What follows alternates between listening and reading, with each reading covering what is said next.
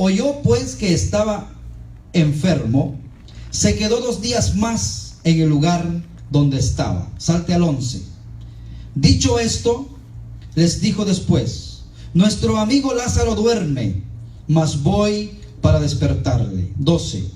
Dijeron entonces sus discípulos: Señor, si duerme, sanará. Pero Jesús decía esto de la muerte de Lázaro, y ellos pensaron que hablaba del reposar del sueño. Entonces Jesús les dijo claramente: Lázaro ha muerto, y me alegro por vosotros de no haber estado ahí para que creáis, mas vamos a él.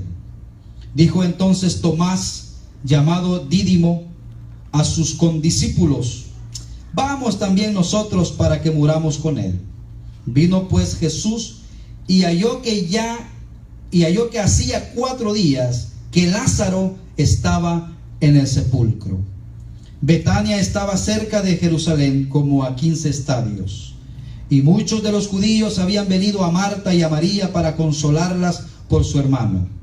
Entonces Marta, cuando oyó que Jesús venía, salió a encontrarle, pero María se quedó en casa.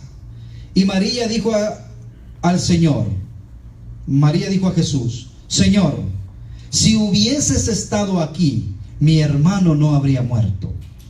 Mas también sé ahora que todo lo que pidas a Dios, Dios te lo dará. Jesús le dijo: tu hermano resucitará. Marta le dijo: yo sé que resucitará en la resurrección en el día postrero. Le dijo Jesús: yo soy la resurrección y la vida. El que cree en mí, aunque esté muerto, vivirá. Y todo aquel que vive y cree en mí, no morirá eternamente. ¿Crees esto? Le dijo: sí, Señor, yo he creído que tú eres el Cristo, el Hijo de Dios, que ha venido al mundo. Vamos a orar. Padre, te adoramos, Señor, y bendecimos tu nombre en esta mañana. Señor, ya hemos sido bendecidos por tu palabra, ya nos has hablado, Señor. Pero te pedimos, Padre, que lo sigas haciendo por medio de tu Santo Espíritu. Nos ponemos en tus manos, Señor. En el nombre de Jesús oramos. Amén y amén. Gloria a Dios. Puede sentarse, mi hermano. Jesús es la resurrección. Hermanos, para entender correctamente la resurrección, póngame mucha atención, hay que hacer una distinción elemental, porque una cosa es resurrección y otra cosa es revivir. ¿Okay? Que una persona reviva y que una persona resucite es totalmente distinto. Ya lo vamos a ver. Jesús no revivió, sino que Jesús, ¿qué pasó? Resucitó. Y quiero que entendamos esto bien importante, porque la resurrección de Cristo es el centro o es el eje de nuestra fe cristiana. El apóstol Pablo lo dijo: si Cristo no resucitó, vana es nuestra predicación. He ahí la importancia de entender qué significa la resurrección de Cristo. Mire, revivir es diferente a resucitar. Revivir es volver a la vida que se tenía antes de la muerte.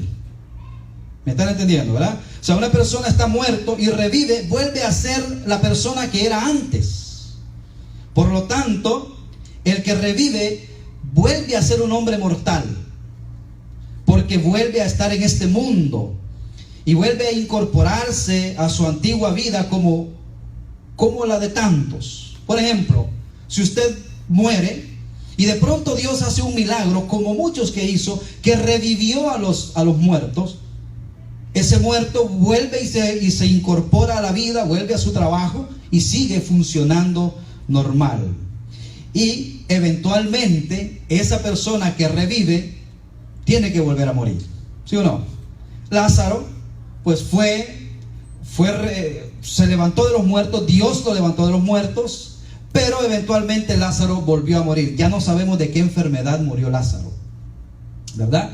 Eso es lo que ocurrió con él, con Lázaro, ¿verdad? Habiendo dicho esto, dice el versículo 11, el capítulo 11, 43 y 44 de Juan: Dice que habiendo dicho esto, clamó a gran voz y le dijo: Lázaro, ven fuera.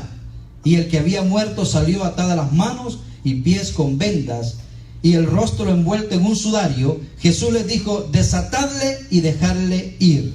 La vida de Lázaro volvió a ser la misma que era antes. Ahora, hermanos, eso también sucedió con un muchacho que el Señor resucitó, hijo de una viuda, que es la viuda de Naín. Y eso lo encontramos en Lucas 7:15, solo apúntelo nada más como referencia. Y el Señor ahí le dice que vuelva a la vida, y dice la palabra de Dios que este joven se incorporó y volvió a la vida. O sea, cuando Jesús iba con sus discípulos, iba pasando este servicio fúnebre delante de él. Y dice que Jesús se conmovió ver la gente llorando y la viuda que iba a enterrar a su hijo. Y Jesús se acercó al féretro y levantó al muchacho. Me imagino que ese muchacho volvió, ¿verdad?, a la escuela, volvió a sus quehaceres. Eso es lo que sucede. Ahora, por el contrario, resucitar, en el caso de Cristo, es vencer definitivamente a la muerte. ¿Entienden? Cuando Cristo resucita, no vuelve a ser el mismo hombre que era antes que lo crucificaran. Jesucristo, cuando resucita, vence definitivamente a la muerte y por lo consiguiente se escapa para siempre de ella. O sea, Cristo Jesús resucitó y Cristo Jesús ya no vuelve a morir. La muerte ya no puede tocar a Cristo. Por eso nosotros decimos que Cristo vive para siempre. Amén. Y esa, hermanos, es la esperanza de Israel. Israel creía que iba a venir un Mesías, ¿verdad? Y que los iba a redimir del pecado para siempre. Y Cristo Jesús se levanta de la tumba y le dice a la muerte, en 1 Corintios 15, para comprobar esto, le dice a la muerte, 1 Corintios 15, 55 al 57, dice: ¿dónde está muerte? ¿Dónde está, oh muerte, tu aguijón? ¿Dónde, oh sepulcro, tu victoria? Cuando Cristo resucita de los muertos, mis queridos hermanos, vence a la muerte, vence a la tumba, y hoy, hermanos, nadie lo puede detener a Cristo. Amén. Y dice la palabra de Dios que todo el que cree en Él tiene esa vida eterna en Él. La muerte ya no tendrá poder para con nosotros, porque dice la palabra de Dios que donde Cristo está, todos sus seguidores un día estaremos con Él, hermanos. Y esa es la esperanza del cristiano, saber que un día estaré con Él. ¿Cómo es? No lo sé. Estoy todavía de este lado y no sé cómo es allá, pero lo único que sí sé es que el Señor es la resurrección, y con eso me basta. Y vamos a, mientras entremos al tema, al versículo, vamos a ver ciertos detalles que nos va a fortalecer nuestra fe. En consecuencia, hermanos, se puede decir que quien revive vuelve a este mundo, mientras quien resucita traspasa para siempre las fronteras de este mundo. Amén. Mire, y aquí hay un dilema que podemos entender. Los historiadores quieren probar, Discovery Channel quiere probar la resurrección de Cristo. ¿Sabe por qué no lo pueden probar? Porque Cristo traspasó los límites de la humanidad. Porque el Señor Jesucristo traspasó para siempre las fronteras de este mundo. Una cosa es revivir. Dios puede hacer un milagro, y me imagino, hermanos, que ha de ser un milagro increíble. Yo nunca lo he visto. Estar en un funeral cuando tanto dolor da eso, ¿verdad?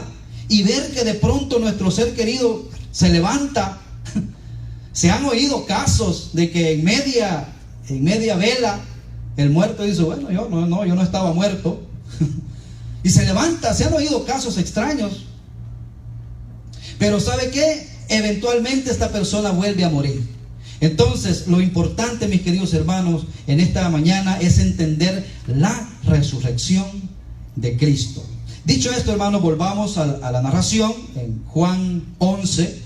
Y vamos a ver, hermanos, aquí que Juan, a partir del capítulo 11 hasta el final, Juan se encarga de narrarnos a nosotros los últimos milagros que Jesús hace camino a la cruz.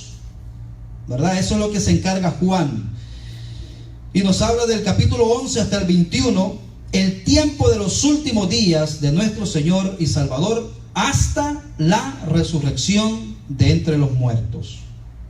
Eso es, hermanos, la importancia de ver estos eventos. Por ejemplo, esta narración de Lázaro no es algo que está ahí por gusto. Esto es preparando el corazón de sus seguidores para que vieran que no solamente él volvía a la vida normal, sino que él vencía la muerte, y esa era la conquista que Jesucristo hacía. La casa, hermano, de estos tres hermanos que nosotros vemos aquí en la Biblia, vemos que era un lugar muy especial para nuestro Señor Jesucristo. Él tenía una afinidad con esta familia, con Marta, María y Lázaro. De tal manera, hermanos, que cuando María se refiere a Lázaro, no le dice Lázaro, sino que le dice: Señor, aquel que tú amas está enfermo. O sea, habla de una intimidad, hermano, y eso me llama la atención porque no está ahí por gusto.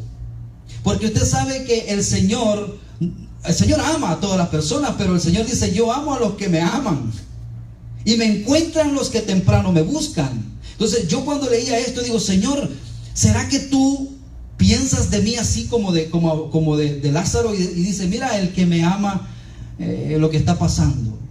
¿Qué piensa Dios de usted? ¿Piensa Dios que usted lo ama a Él? Esto es para usted, ¿no? Simplemente para meditar.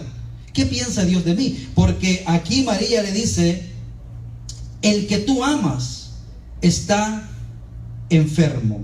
Y es interesante, hermanos, que esto denota mucho aprecio para esta familia.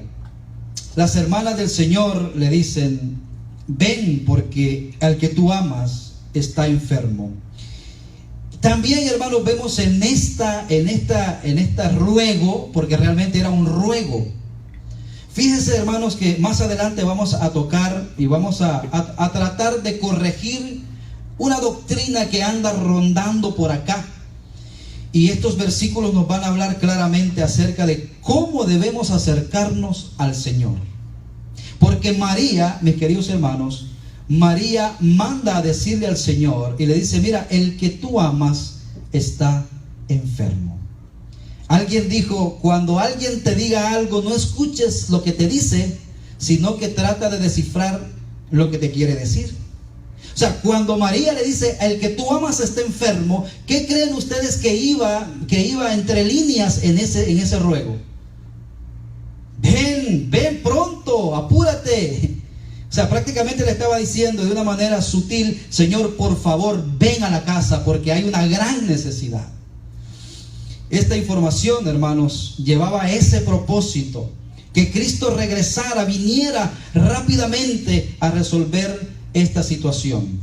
A mí me gusta, hermanos, cuando yo predico, me gusta que nosotros apliquemos no solamente la historia, conocer lo que pasó, sino que esto tiene que ver conmigo.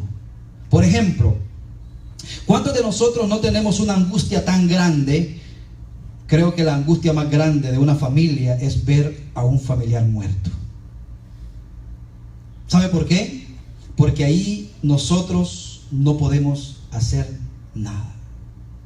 Y ante esa angustia, mis queridos hermanos, queremos nosotros que Cristo venga, que Dios nos ayude. Sin embargo, mis queridos hermanos, debemos de entender que Dios piensa diferente a cómo nosotros pensamos. Aún en la tragedia, aún en la angustia, el que ama al Señor deberá estar tranquilo, deberá estar en paz. El Señor dice: estar quietos y reconocer que yo soy Dios. Cuando usted le deja al Señor sus luchas, sus cargas, sus imposibles, ahí es cuando el Señor dice: tranquilo, ahora es que yo puedo trabajar. Porque no me dejas, ¿verdad? Y como le digamos: Señor, ayúdame, y yo hago todo. Y entonces dice: ¿cómo? Entonces, por eso el Señor dice: estad quietos y reconoced que yo soy Dios. Mire, ahí es importante esto aquí. ¿Qué pasó cuando el Señor entendió lo que Marta le quería decir, y las dos hermanas? Pero el Señor dice que se quedó 2 días más. Y eso llama la atención, ¿verdad? Y hay algo importante que nosotros debemos entender, hermanos, en estos pasajes. Número uno es que Jesús no hacía sus decisiones Jesús hacía sus decisiones según la voluntad del Padre. Amén. Y no según la exigencia de sus seguidores.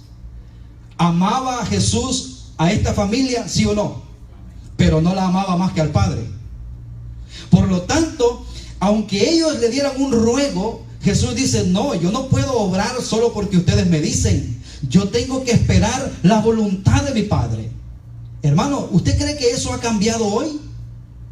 No, eso no ha cambiado. Dios sigue obrando de acuerdo a su voluntad. Y entonces aquí vemos, ¿verdad?, que Él no se dejó llevar. Cuando Jesús oyó esto, que María le dijo: ven porque el que amas está enfermo. De pronto María dijo: si le digo el que ama, él se va a poner como que lo voy a convencer, ¿verdad? Como que a veces creemos que hay palabritas que podemos enamorar a Dios. Y hay canciones por ahí, hermanos, medio diluidas que: Señor, yo te vi como la luna y esto. Y creen que porque hay palabritas así, que como se enamora al ser humano, podemos enamorar a Dios. No, hermanos. Dios se mueve de acuerdo a su voluntad. Y dice que cuando Él escuchó esto, se quedó 2 días más. Cuando Jesús oyó esto, dijo también: esta enfermedad, en el 4, no es para muerte. Esta enfermedad no es para muerte. Pregunta, hermanos: ¿había muerto Lázaro ya? Por supuesto. Si no, dice, para la gloria de Dios, para que el Hijo de Dios sea glorificado por ella. 6. Cuando oyó pues que estaba enfermo, se quedó 2 días más en el lugar donde estaba. ¿No le pasa a usted eso? ¿Que cree usted que Dios ya se tardó en su problema? Y dice: no, pero es que este problema está hiede ya. porque vemos que este hombre ya estaba muerto. Y decimos: qué barbaridad, Dios se tardó. Dios lo hizo con todos, pero conmigo no. Hermano, esta mañana Dios quiere que aprendamos algo, cómo Él funciona. Dios nunca llega tarde. Los que creemos que Dios está tarde somos nosotros, porque nosotros vivimos con este reloj. Dios no tiene reloj. Sería un título para un mensaje, ¿verdad? Dios no tiene reloj. El tiempo de Dios escapa a nuestros tiempos. Los pensamientos de Dios son totalmente diferentes a los nuestros. Por lo tanto, hermanos, nosotros debemos de someternos a lo que Dios dice. Ahora sí, si usted ama al Señor con todo su corazón, Romanos 8:28 lo certifica, que todas las cosas obran para bien a los que aman al Señor. Aquí podemos ver, hermanos, 2 reacciones. ¿Por qué Cristo Jesús va y se tarda 2 días más? Él sabía. Fíjense que María aquí, o el relato no nos dice qué enfermedad tenía este hombre, Lázaro. No nos dice. Jesús sabía. Pero aquí podemos ver, hermanos, cuando Cristo se queda 2 días más, podemos ver 2 reacciones. Y espero que el Espíritu Santo le enseñe esto. Dice: 1, la reacción de las mujeres, que bien nos representan a nosotros como seguidores de Cristo, es aquella aflicción. Señor, ven, apúrate, el que ama, Señor, está enfermo. Es una aflicción que vemos, ¿verdad? Y vemos la reacción de Jesús ante la misma circunstancia. Jesús dice: me voy a esperar 2 días más. Tremendo, ¿verdad? Nosotros, hermanos, vemos las circunstancias como tragedia, porque para esta familia era una gran tragedia. ¿Quién no ve la muerte de un familiar como tragedia? Así lo vemos nosotros de este lado de la eternidad. Pero Dios no lo ve así. Nosotros lo vemos como tragedia, pero Jesús lo ve como oportunidad para que Dios sea glorificado. Él dijo: esta enfermedad no es para muerte, esta enfermedad es para que Dios sea glorificado.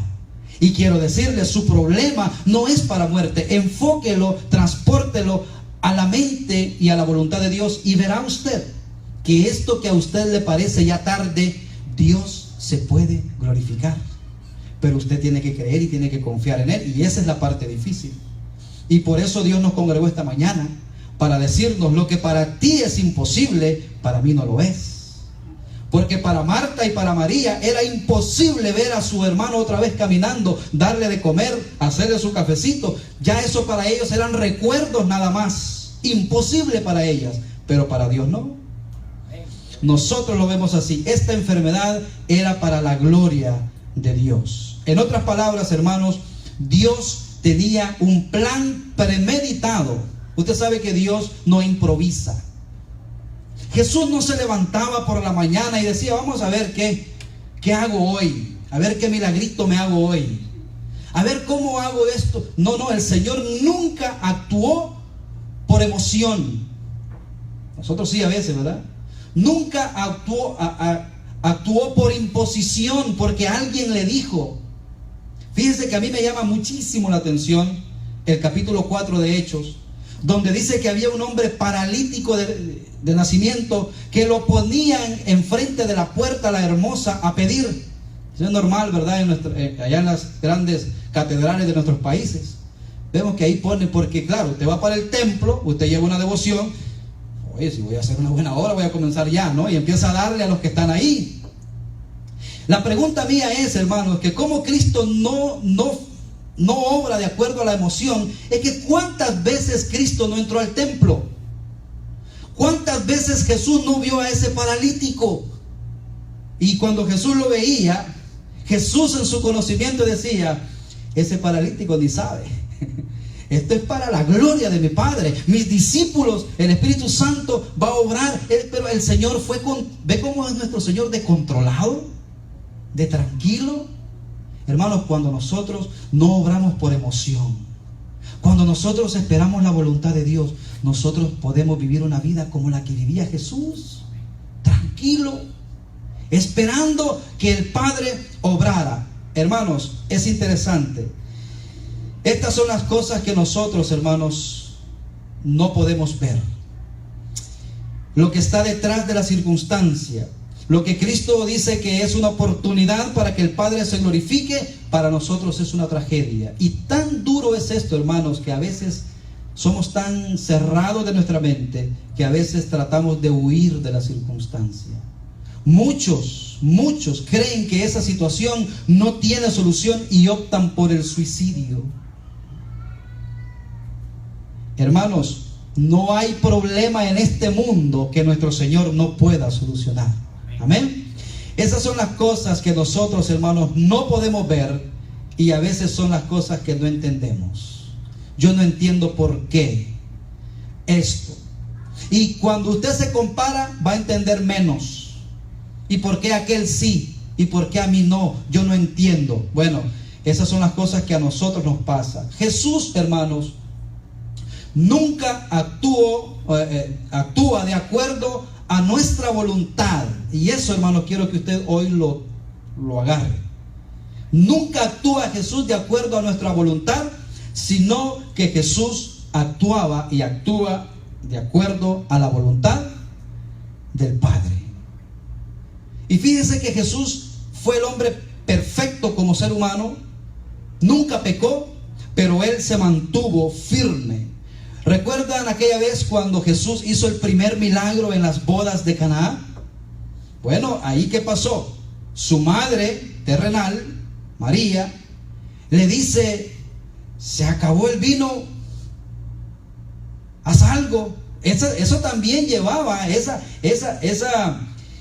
ese comentario de María también llevaba un poco de eso. Oye, yo soy tu madre, ¿no? Haz algo. Y es interesante, hermanos, que Jesús no deja, ni aun que su madre, María, sea la que le indique lo que tiene que hacer. Y más adelante María entiende y dice: no hagan todo lo que Él les diga. Jesús, hermanos, no actúa de acuerdo a nuestra voluntad. En otra oportunidad, acuérdense que Jesús tuvo muchos hermanos de sangre y se crió, Él fue el mayor de sus hermanos y hermanas que la Biblia no menciona sus nombres.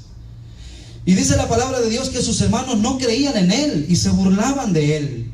Y en una oportunidad, Juan 7:6 menciona que los discípulos le dijeron: mira, si tú quieres ser famoso, o si tú eres lo que tú dices que eres, ¿por qué no subes al templo y te muestras?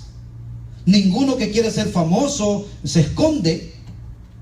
Ahí lo pueden encontrar ustedes en Juan 7, ahí está esa narración. Pero en el versículo 6, Jesús les hace una respuesta y les dice: mi tiempo aún no ha llegado, mas vuestro tiempo siempre está presto. ¿Qué quiere decir esto?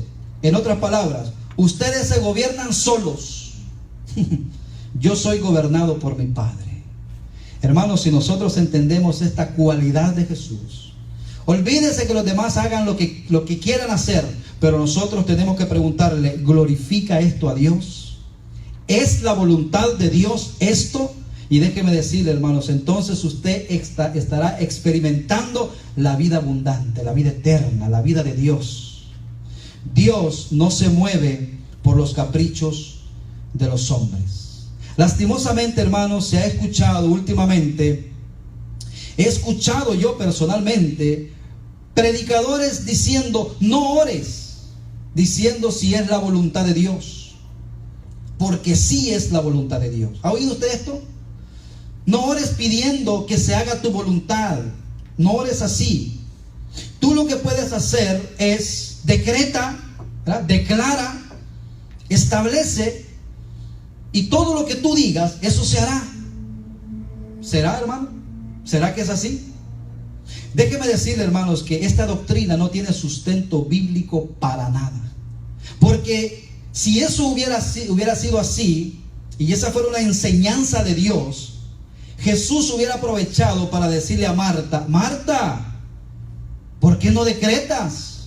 ¿Por qué me buscas a mí? Si tú tienes el poder en tus labios para poder crear vida, ¿por qué no tú le dices a Lázaro: levántate, y como tú lo crees, lo puedes hacer?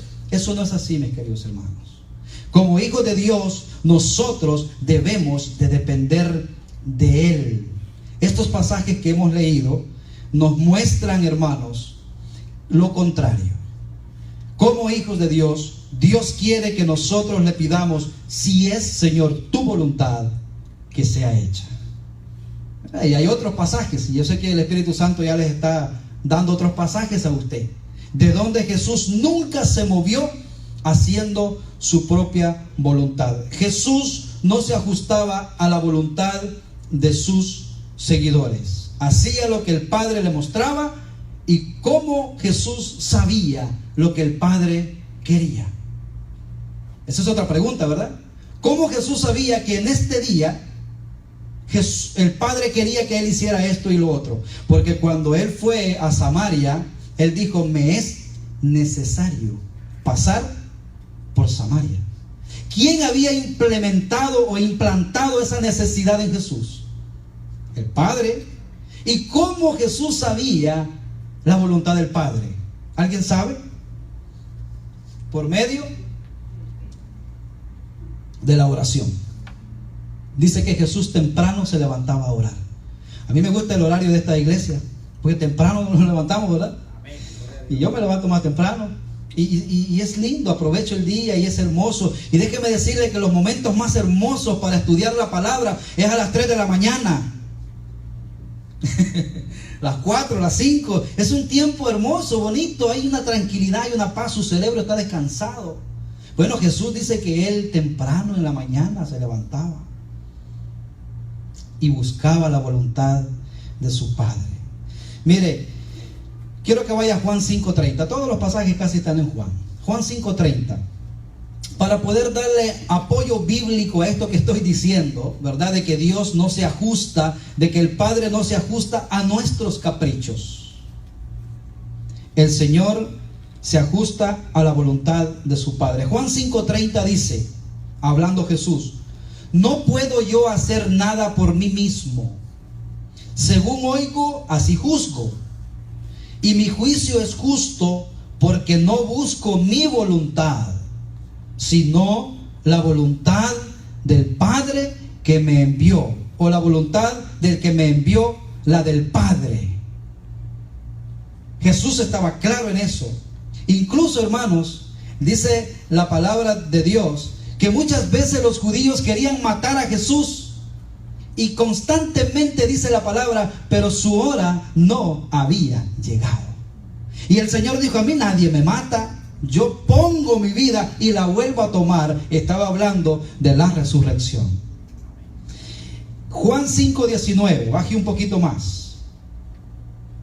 Respondió entonces Jesús y les dijo, de cierto os digo, no puede el Hijo hacer nada por sí mismo, sino lo que ve hacer al Padre. Porque todo lo que el Padre hace, también lo hace el Hijo igualmente. Hermanos, Dios sigue teniendo el control y Dios sigue teniendo su voluntad, y lo que Dios dice se hará. No importa lo que usted piense, no importa cuánto decrete y cuánto diga, lo que Dios dice se hará, y haremos bien nosotros en someternos a Él. Nosotros lo podemos ver en pequeñas dosis con nuestros niños, ¿verdad? El niño en su mente se planta y dice, esto quiero hacer. Y él hace su campaña, pero él sabe que no nos va a convencer. Y al final, ¿qué pasa? Termina dormido. Lloran y de repente usted ve que ya no lloran más. ¿Y qué pasó? Están dormidos. Se dio por vencido. No se va a hacer su voluntad. Bueno, ¿usted cree que Dios no es igual o mejor que nosotros? Por supuesto. Por más que usted llore y busque tácticas y busque formas, lo que Dios ha dicho se va a hacer. Yo a veces digo, porque cuando uno se le olvidan las cosas, a veces digo yo, ay Dios mío, ¿por qué se me olvidó? Y a veces cuando pienso que se me olvidó y está, digo, oh, aquí está. Porque cuando está, está, y cuando no está, no está. ¿Me entiende? O sea, lo que es y lo que no es. Cuando Dios dice esto es, hermanos, es una bendición. Y cuando nosotros mudamos nuestro caminar a la obediencia al Señor, déjeme decirle, hermano, usted tranquilo, usted sométase a Él. Juan 6:38, un poquito más ahí, dice, porque he descendido del cielo no para hacer mi voluntad, sino la voluntad del que me envió. ¿De dónde se desprende todo esto? Del ruego que le hace María, ¿verdad?, por su hermano Lázaro. No hay que perder de vista lo que estamos estudiando, pero me pareció importante extenderme un poquito en este punto, porque Dios no hace lo que nosotros queremos. Mire, nosotros estamos aquí hoy porque Dios quiere, amén. Y quizá mañana estaremos en otro lugar hablando como iglesia. Eso es Él, si Él lo quiere, pues así será. Pero yo no puedo ahora decir, bueno, Señor, tú tienes que hacer esto porque yo digo, y porque yo soy tu hijo y soy tu siervo. No, tranquilo.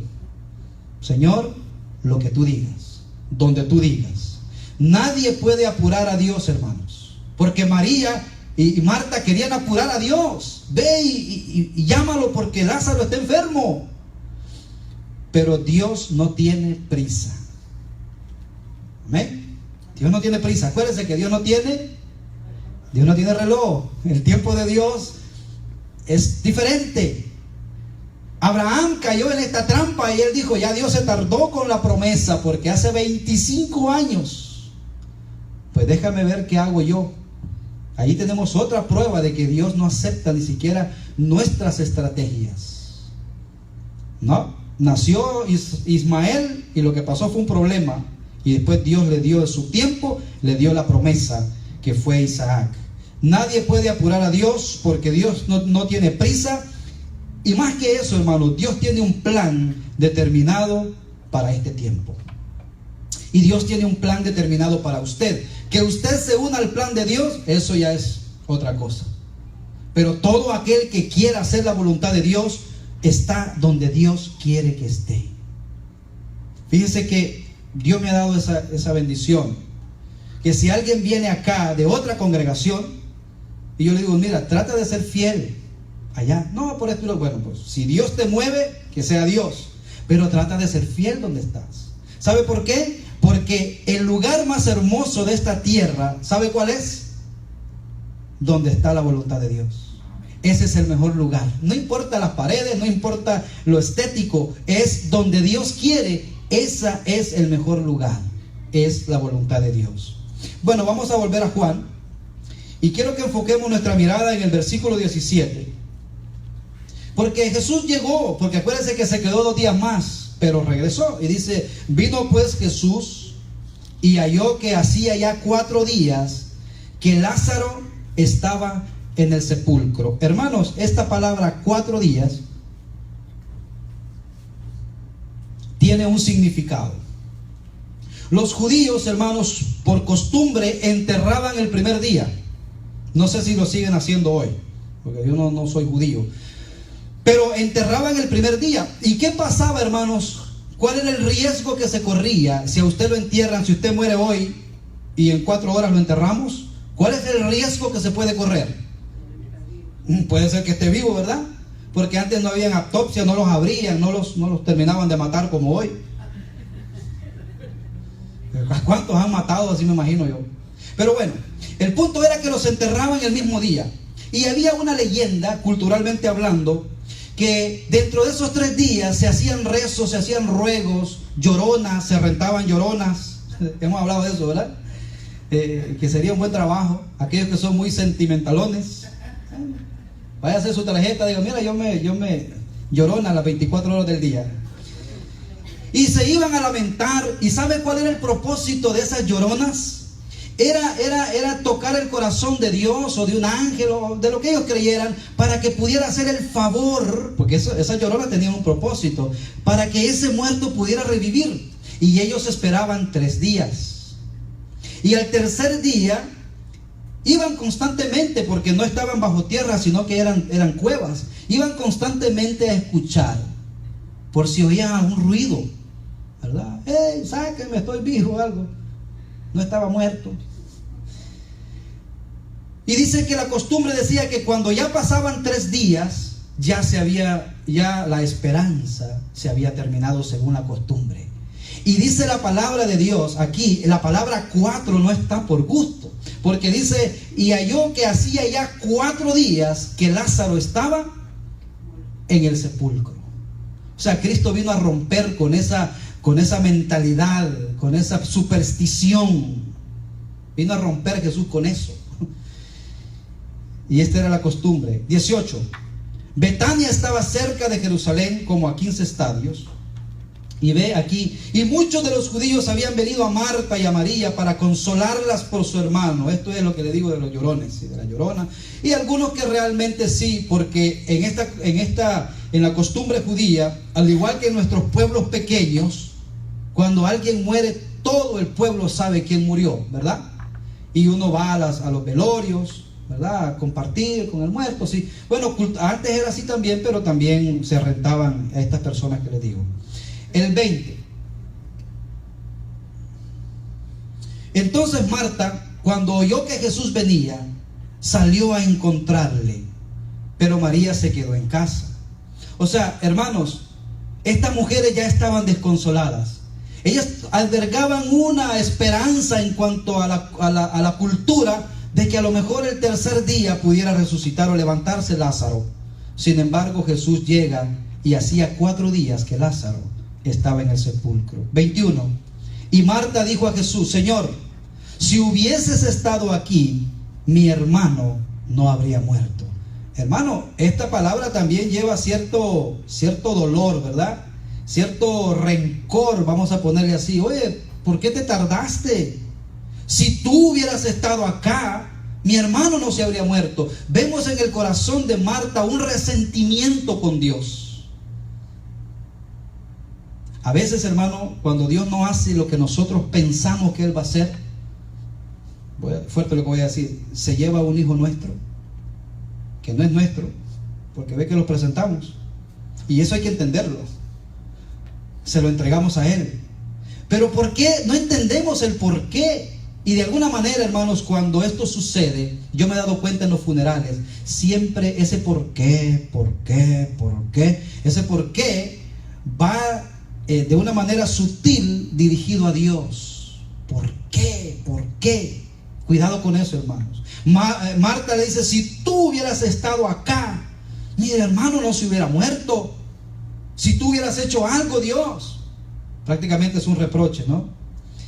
Y el 22 viene y como que se acuerda quién era Jesús y le dice: mas también sé ahora que todo lo que pidas a Dios, Dios te lo dará. Posiblemente María indirectamente le está pidiendo al Señor que le devuelva la vida a su hermano, porque ellos ya sabían quién era Jesús, sabían que Jesús era el Hijo de Dios. Acuérdense, Jesús iba camino a la cruz, era su recta final de su ministerio, ellos sabían. Es más, María dice que fue la que enjugó los pies de Jesús, de la cual en otro pasaje dice que Jesús le sacó 7 demonios, y otro pasaje dice que era prostituta, ejercía la prostitución. Bueno, en realidad, hermanos, vemos que esta gente sabía quién era Jesús, sabía que Él tenía el poder para hacer todo, y quizá cuando le dice: Señor, pues haz algo, ¿verdad?, con mi hermano, sabiendo, hermanos, quién era el Señor, y ella era testiga de su poder. Mira el 23, dice: Jesús le dijo: tu hermano resucitará. Acuérdense, estas mujeres eran judías, conocedores de la palabra de Dios. ¿Cuál era la esperanza de Israel? La resurrección, ¿verdad? La venida del Mesías.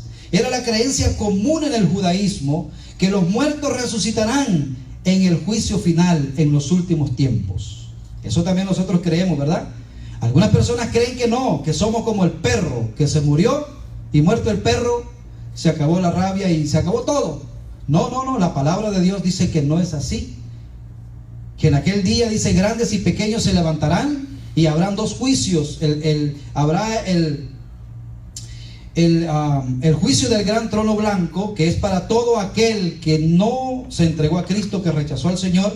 Y después estará el tribunal de Cristo, donde habrán recompensas para aquellos que recibieron a Cristo pero trabajaron, y ahí serán probadas las obras nuestras, lo que usted hace, por qué viene. Bueno, yo no sé por qué viene, pero Dios sí lo sabe, ¿verdad? Y todo lo que hacemos para Él, eso va a preservarse, porque será probado como por el fuego. No vamos a entrar en detalles, pero habla de 3 metales perecederos, como el heno, hoja y madera, hojarasca. Y habla también de metales preciosos, ¿verdad? Plata, oro y no sé qué otro. Pero son 3 que cuando pasa por el fuego, esos se queman, los otros no. Está hablando de las obras que nosotros hacemos de corazón para el Señor. Porque eso es lo que Él dice: todo lo que hagáis, hacerlo como para el Señor, sabiendo que de Él recibiréis la recompensa. Bueno, Jesús es la resurrección. Vamos entrando en la recta final del mensaje. 25, le dijo Jesús: yo soy la resurrección y la vida. El que cree en mí, aunque esté muerto, vivirá. Hermanos, si usted cree en Cristo Jesús y usted murió hoy, pues para nosotros usted no está muerto, usted está vivo, usted está en la presencia de Dios. Amén.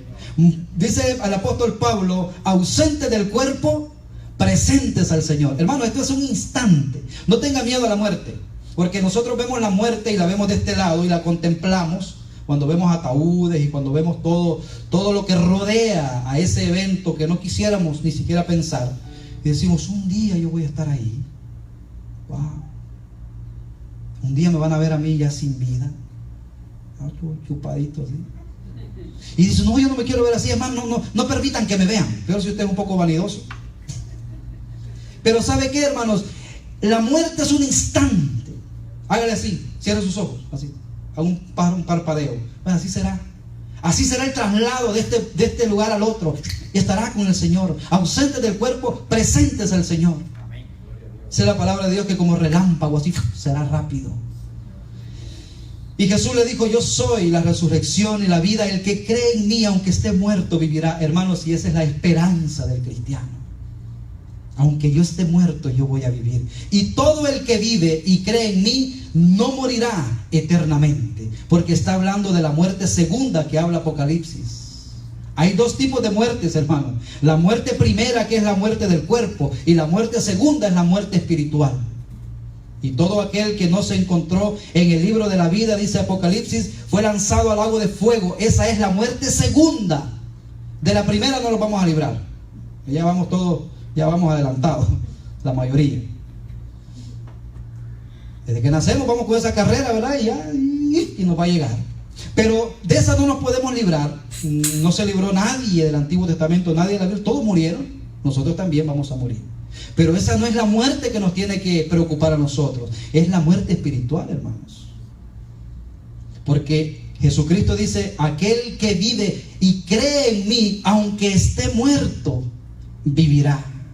En estos versículos, hermanos, vemos con mucha evidencia la divinidad de nuestro Señor Jesucristo. Aquellos que niegan la resurrección de Cristo, haciéndolo a Él como un hombre o como un simple ángel, déjeme decirle, esa gente dentro de su corazón están atemorizados, porque solo la esperanza de la resurrección de Cristo es la que nos puede a nosotros dar esa satisfacción eterna, de saber que así como Cristo resucitó, nosotros un día también. No tenga temor. No sé cómo será, como le digo, no he ido por allá.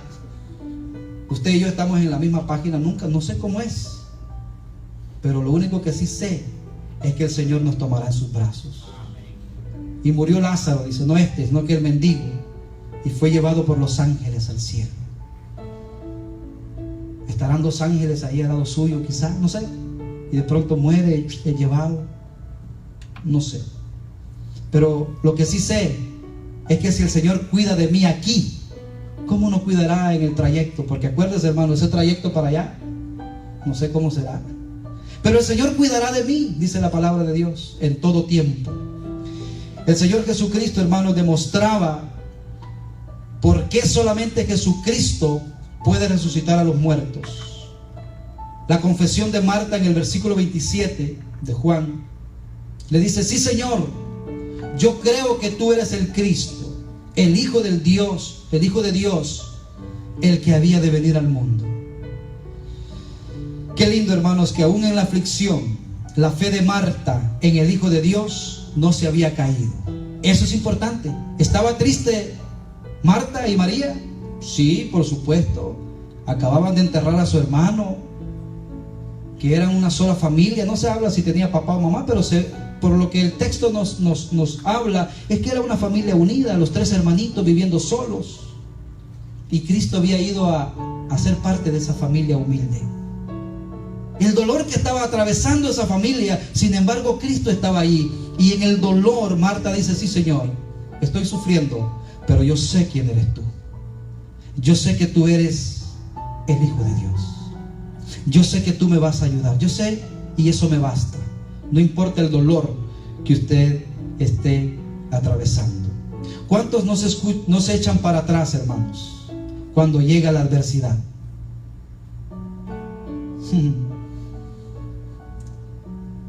Para los novios, para los casados, yo te prometo serte fiel, ¿verdad? En la abundancia, en la escasez. Bueno, y es un montón de cosas lindas que se dicen, pero ¿cuántos a la primera salen corriendo? Porque la adversidad muestra qué hay en nuestro corazón. Y aquí vemos en Marta que en medio de la adversidad y de su dolor, ella dijo: yo sé que tú eres el Señor. Yo sé que tú eres el Hijo de Dios. No entiendo, mi hermano ya está muerto. Y al final, hermanos, vemos que el Señor hace el gran milagro. Y se va, ¿verdad? Y le dice a los discípulos: vayan. ¿Dónde lo pusieron? Dice: bueno, está ahí. Pero Marta le dice: Señor, ya no vayas. Todavía Marta tenía esa costumbre todavía arraigada en su mente, porque ya hace 4 días, Señor. O sea, prácticamente lo que culturalmente hablando era posible, ya no. Era hasta los 3, lo que dice la cultura, lo que dice la tradición. Olvídese lo que diga la tradición y lo que diga la cultura. Lo que dice Dios es lo más importante. ¿Dónde lo pusieron?, dijo el Señor. ¿Ves? No, Señor, pero no te acerques porque ya huele mal. El Señor dijo a los discípulos: moved la piedra. Y allí también hay otra enseñanza. Eso sí lo podían hacer los discípulos. Amén. Mover la piedra. Lo que no podían hacer los discípulos era decirle a Lázaro: Lázaro, levántate y sal fuera. Eso no lo puede hacer el hombre. Eso solo lo puede hacer Dios. Amén. Y dice que Lázaro se levanta envuelto en un sudario, porque esa era la costumbre. Y dice desátenlo y déjenlo ir. Y vemos, hermanos, que aún en la adversidad, en cualquier momento, por muy negro, por muy difícil que sea su vida, recuerde, Jesucristo es la resurrección. Él ha venido a dar vida. Él ha venido, hermanos, a que nosotros pongamos su vida en sus manos, para que lo que para nosotros parece imposible, en Él pueda ser posible, pero solamente de acuerdo a su santa voluntad. Amén. Vamos a orar. Bendito Padre Celestial, en esta hermosa mañana, Señor, venimos delante de tu presencia a darte gracias, Señor, porque nos has enseñado la columna vertebral del Evangelio, que es la resurrección de nuestro amado Señor Jesucristo, que es lo que nos hace, Señor, únicos, y es, Señor, lo que da aliento a nuestra vida, sabiendo, Señor, que si tú resucitaste, nosotros también. Si tú venciste la muerte, hoy nosotros a través de ti también, Señor, y heredaremos y estaremos en ese lugar al cual, Señor, tú te fuiste a preparar para todos aquellos que en ti creerían. Hoy, Señor, yo te pido, Espíritu Santo de Dios, tú que conoces los corazones, te pido, Señor, que convenzas a aquellos que dentro de este lugar puedan dudar o no sean creyentes, para que tu Espíritu Santo, Señor, los selle, que puedan reconocer, Señor, que sin ti ningún logro, nada de esta vida es importante. Tú eres lo más importante. Sabemos que el pecado, Señor, nos separa de ti, que debemos de arrepentirnos de nuestros pecados, implorar por el perdón de nuestros pecados y reconocer, Señor, que tú eres el único que nos puede ayudar. Yo te pido, Señor, que tú obres en el corazón de aquellos que dudan y que los convenzas, y que pronto, Señor, tu obra sea hecha en el corazón de los amigos y de aquellos que nos ven, Señor, por el internet también, que puedan tomar la mejor decisión de sus vidas, que es entregar su vida y su corazón a aquel que murió y resucitó por ellos, Cristo Jesús. En tus manos, Señor, ponemos nuestras vidas, en el nombre de Jesús. Amén y amén. Gloria a Dios.